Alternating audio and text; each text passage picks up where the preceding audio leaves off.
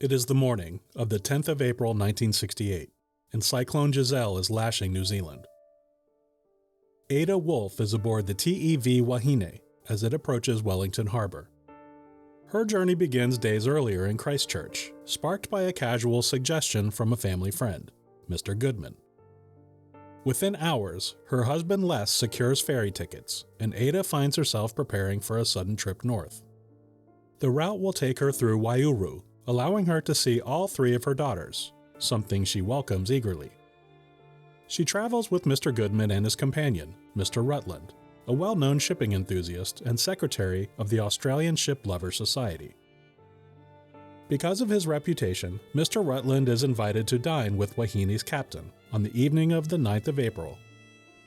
The captain speaks confidently about the ship, praising its radar systems and stabilizers, and insists that Mr. Goodman and Ada join them for breakfast at the first sitting the following morning.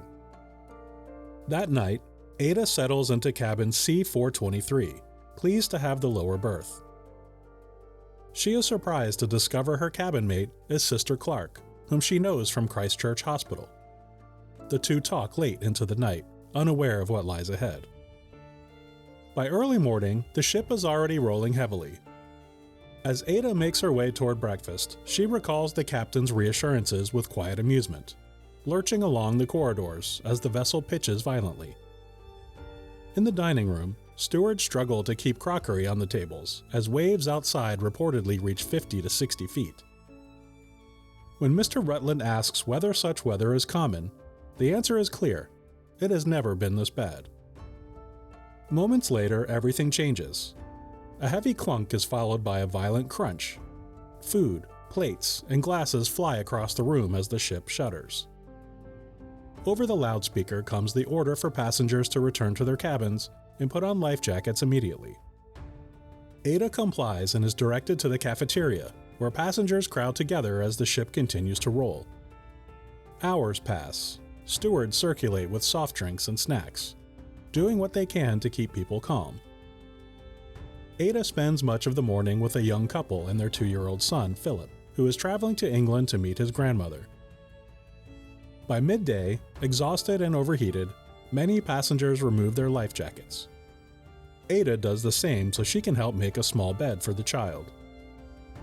At regular intervals, announcements reassure everyone that the ship is drifting up Wellington Harbour, that there is no cause for alarm, and that they are perfectly safe. But Ada notices something has changed. The rolling has stopped. Instead, the Wahine has developed a list. Another announcement follows, more urgent this time, ordering all passengers to put their life jackets back on. Soon after, the ship lurches violently. Furniture and people begin sliding across the floor.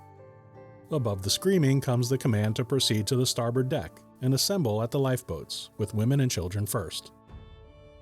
Ada is among the last to leave the lounge. As she moves toward the exit, the ship heels sharply and throws her into a corner. Broken tables and chairs crash down on top of her, trapping her left leg. She is struck on the head and drifts in and out of consciousness. Somehow she frees herself. Injured and dazed, she continues toward the deck, clutching her handbag tightly. Inside are her spectacles. Without them, she cannot see. On deck, she faces a terrifying descent along a surface sloping steeply toward the sea. She sits and slides, gripping the railings to slow herself, burning her hands as she goes. When she reaches the evacuation point, a crewman asks if she can jump. She agrees, but only if she can take her handbag. She clasps it to her chest and jumps.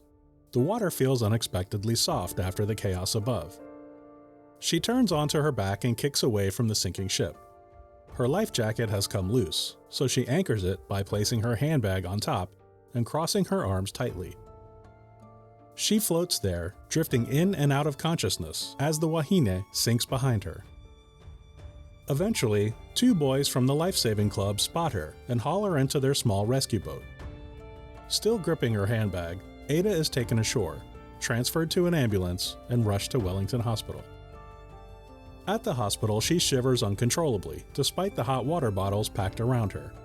Survivors fill every available space.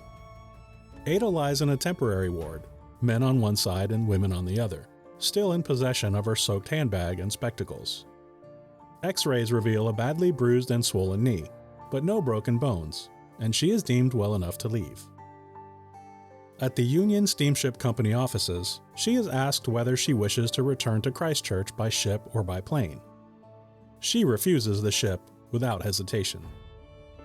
Arrangements are made for her to fly south, and because she can barely walk, she is driven to purchase a warm coat for the journey. When Ada finally arrives in Sumner, Christchurch, she discovers her street is flooded and her husband has been evacuated. The cyclone has followed her south. The taxi driver radios for help, explaining he has a Wahine survivor and nowhere to go. Strangers step forward, offering shelter. That night, Ada lies in a bed and breakfast, wrapped in warmth, struggling to understand how she has traveled from shipwreck to safety in the space of a single day. In the days that follow, the weight of survival settles heavily upon her. Many of the people she spoke with and shared the morning with are gone. Mr. Goodman, Mr. Rutland, her cabin mate Sister Clark, and the little boy, Philip. The loss feels unbearable. In time, Ada writes everything down in a long letter to her family, preserving not only her own survival, but the memory of those who do not live to tell their stories. The Wahine Shipwreck and New Zealand's Deadliest Storm. Today, on Shipwrecks and Sea Dogs.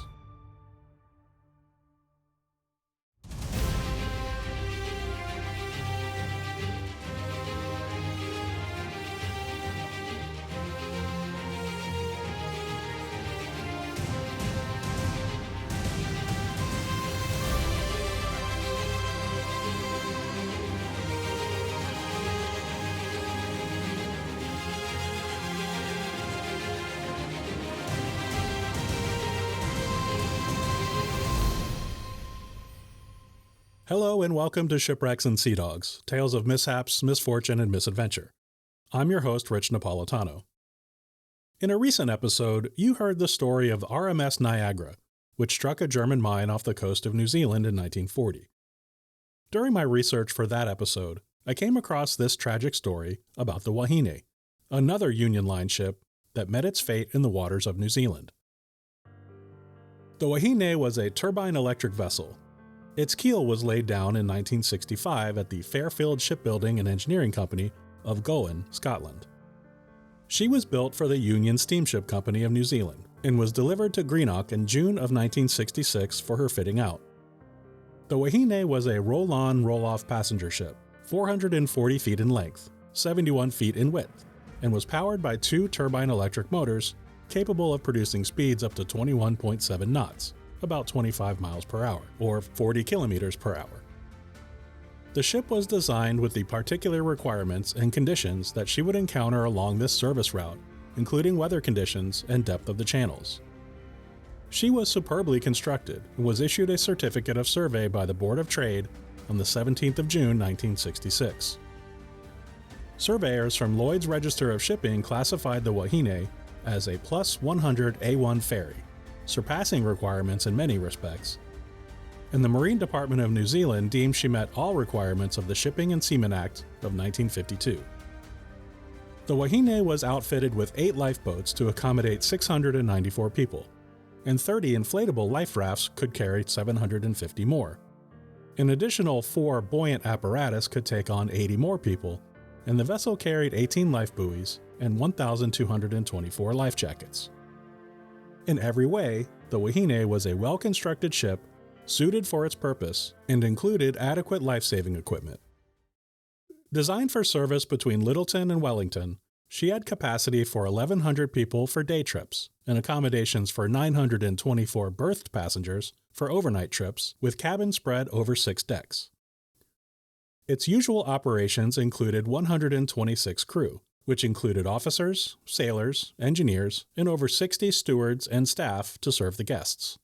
At the time of her completion, she was the largest vessel of her kind in the world. The cabins were simple but comfortable, and for entertainment and comfort, its public areas included a cafeteria, a lounge, smoking room, gift shop, 2 enclosed promenades, and open decks for strolling or lounging. In addition to passengers, the Wahine carried cargo, including 200 vehicles, which could be driven onto its 2-vehicle cargo decks and then driven out at its destination. Union Steamship put the Wahine into service on the 1st of August 1966, joining with their counterpart ship, the Maori. Their typical schedule was 6 overnight trips between Wellington at the southern tip of New Zealand's North Island and Lyttelton on the central east coast of South Island. Each ship operated opposite each other, so a ship was departing each port 6 days a week. This route, branded the Steamer Express by the Union Line, is 174 nautical miles, and the Wahine usually made this trip in roughly 10 hours. The first ferry service between Lyttelton and Wellington began in 1895, with the Union Steamship Company's SS Penguin. 75 people tragically lost their lives when the Penguin sank in 1909 after striking a rock. Between her maiden voyage and the end of 1966, the Wahine made 67 round trips across the Cook Strait between the islands. She continued to serve this route through 1967 and into 1968.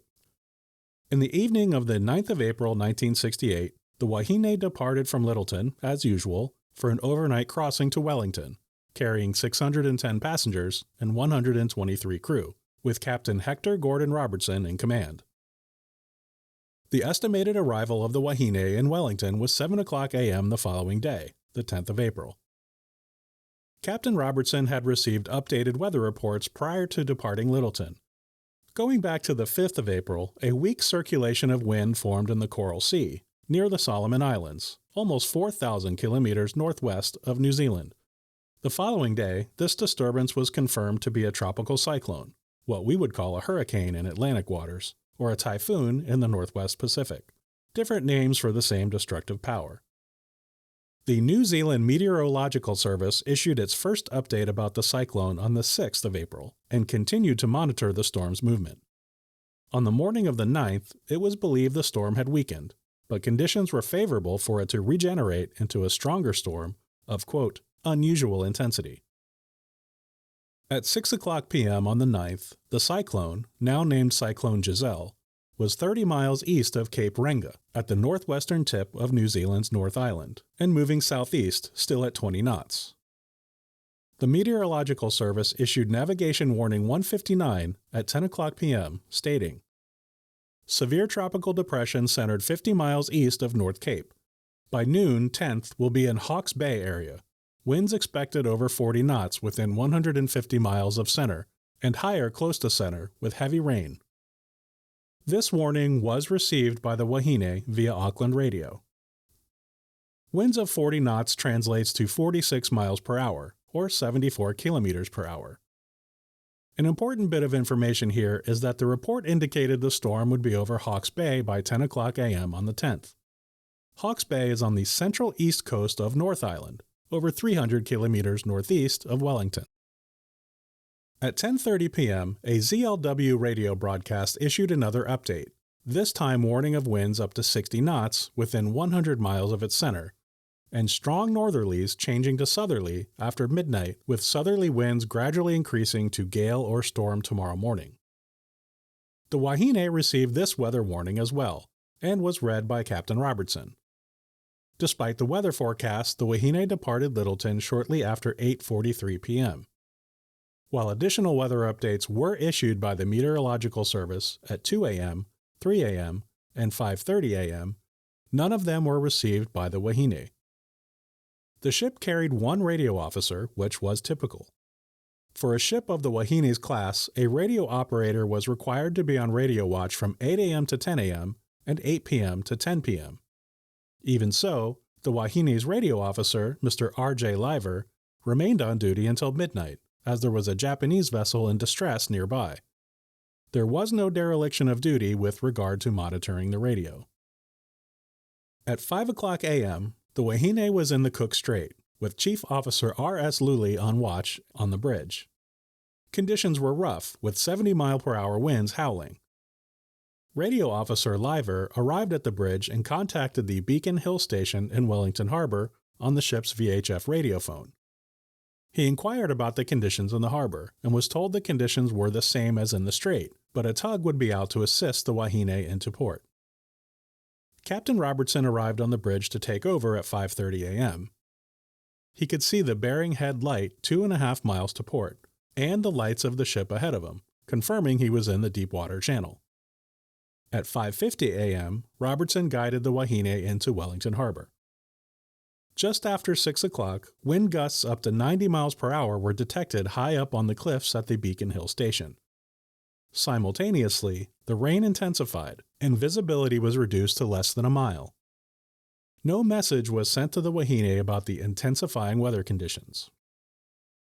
As the Wahine was nearing Pencarrow Head at the eastern entrance to the harbor, the ship was pitching and rolling badly in the steep, breaking seas.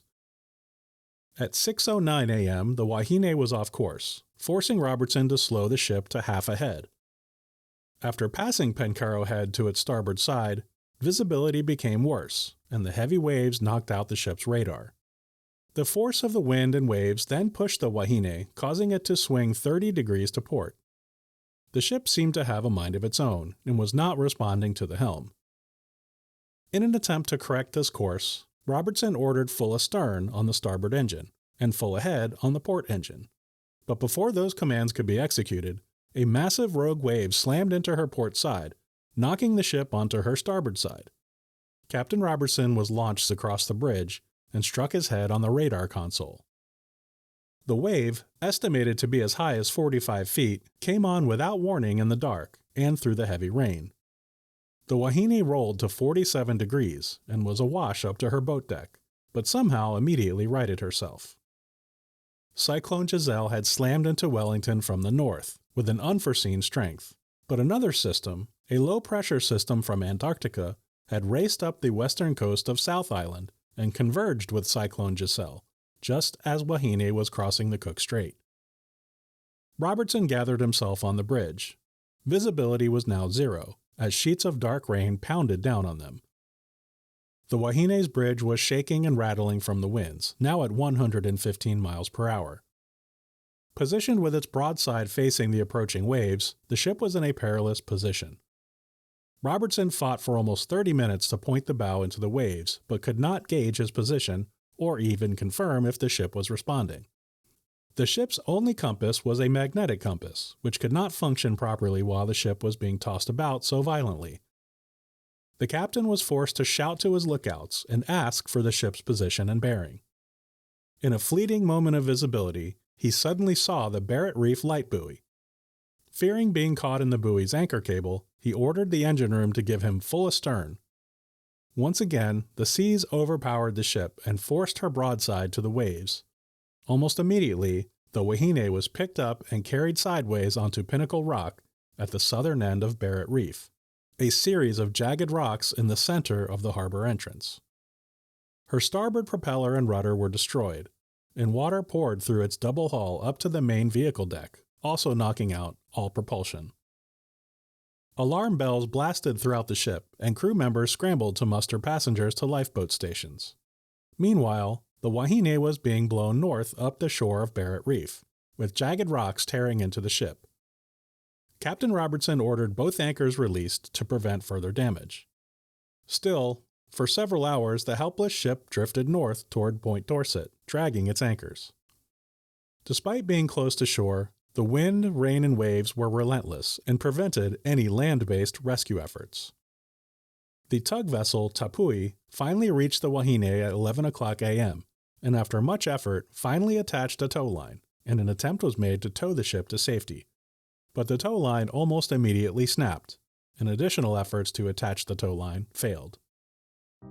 Deputy Harbour Master at Wellington, Captain Galloway, then risked his own life by bravely leaping from a heavily pitching pilot boat to a hanging ladder on the Wahine, and managed to climb aboard. At 1:15 p.m., the Wahine was listing badly to starboard, but the storm had swung the ship back around, protecting its starboard side from the wind and waves. Finally, the order to abandon ship was given. Because of the severe list, only the 4 starboard side boats could be launched. One of them was swamped immediately, and all of its occupants were tossed into the cold water. The other 3 lifeboats made it across the harbor to safety. But the lifeboats did not have space for everyone, and many passengers and crew were left on board. they were forced to jump into the frigid, violent sea and fight for their lives. Most of the survivors in the water were blown toward Eastbourne, while others were picked up by the ferry Aramoana. 200 survivors ended up reaching the shores of Eastbourne, but 51 of them ultimately perished. Some were killed when they were thrown onto the rocks, and others later died of exposure. Rescue teams trying to reach Eastbourne were delayed due to the roads being blocked by a slip, also known as a landslide. The winds, which were clocked as high as 171 miles per hour, blew 3 ambulances and a truck on their sides as they were trying to reach the area. Captain Robertson and Captain Galloway were the last to leave the ship, when they jumped off the Wahine's stern into the water.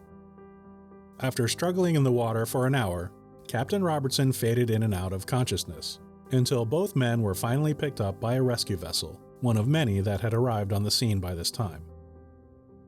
At 2:30 p.m., the Wahine was in its death throes, and it capsized in about 12 meters of water near the Steeple Rock Light. In the aftermath of this shocking event, Captain H.G. Robertson and his chief officer were charged with negligence, under the New Zealand Shipping and Seamen Act of 1952. On the 1st of August 1968, after 24 days of testimony and presentation of evidence, the court found both men not guilty of the charges of negligence, stressing the difficult and dangerous conditions being the primary cause of the accident, and 51 deaths. The court did note, however, several failures and errors of judgment. Robertson later discovered that the 2 retired master mariners serving on the court to assist the magistrate made damning statements about him and placed the blame for the loss of the Wahine entirely on his shoulders.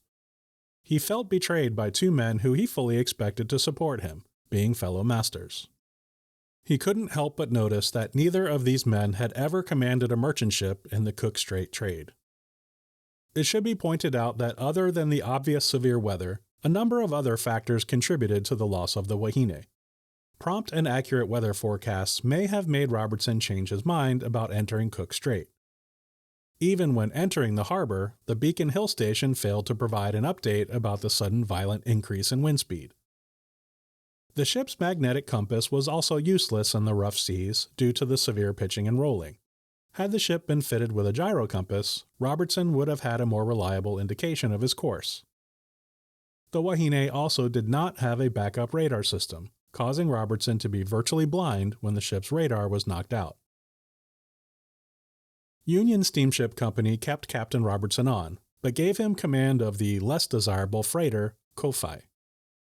Captain Robertson suffered under the crushing weight of guilt, as well as heart attacks in 1971 and 1972.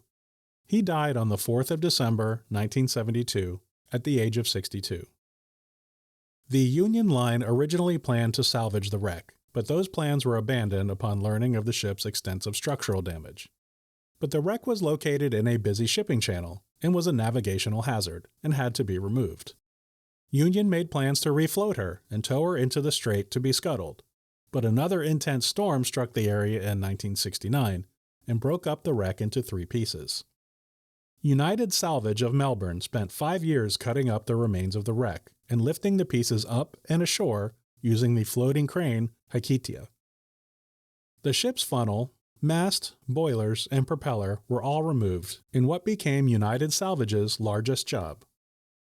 Today, the only pieces of her that remain were made into memorials or are located in museums. Her anchor and chain are at Churchill Park in Seatoun, along with a memorial plaque.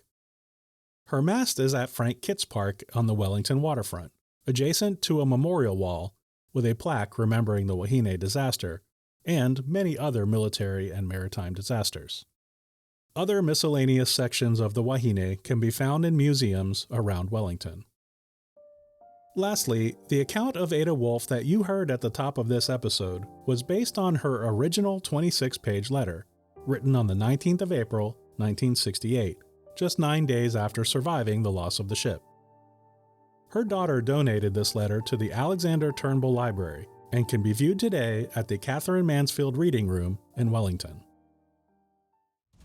That's going to do it for the Wahine Shipwreck and New Zealand's Deadliest Storm. Thank you so much for listening. Shipwrecks and Sea Dogs is written, edited, and produced by me, Rich Napolitano. Original theme music is by Sean Siegfried. For ad-free listening, please subscribe at patreon.com/shipwreckspod, now with 3 tiers to choose from, starting at just $5 a month. All tiers get ad-free episodes and bonus episodes with different perks for joining. Go to patreon.com/shipwreckspod to subscribe. You can also join the Officers Club now directly through Apple Podcasts for just $4.99 a month. Simply find Shipwrecks and Sea Dogs on Apple Podcasts and click the banner to subscribe. Last but not least, please be sure to rate and review Shipwrecks and Sea Dogs on Spotify, Apple Podcasts, or wherever you listen to podcasts. Please join me again next time. And as always, don't forget to wear your life jackets.